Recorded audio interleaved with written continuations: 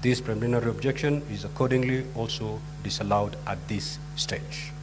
Finally, Honorable Senators, ladies and gentlemen, is the matter of appearance of the Deputy Governor by Honorable Silvanus Osoro, a Member of Parliament serving in the National Assembly, who is also the Majority Whip in the National Assembly. It recognized and is provided for in Standing Order 83 of the Senate Standing Orders that the Governor has a right to appear and be represented before the Senate or a special committee. This is a right recognized in Article 50 of the Constitution. It is not in dispute that Honorable Osoro is a Member of Parliament and a state officer in terms of Article 260 of the Constitution.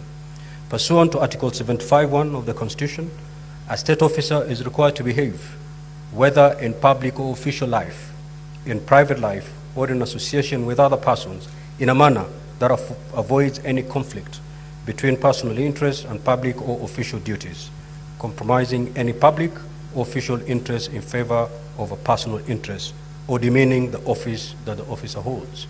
In this respect, therefore, it is also useful to cite the well-known principle that justice must not only be done, but should also be seen to be done. The attention of the Senate was drawn to the Senate,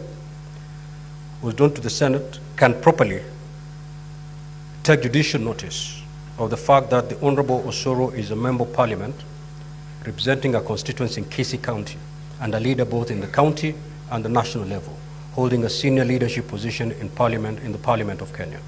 And Article 93 of the Constitution, Parliament consists of the National Assembly and the Senate.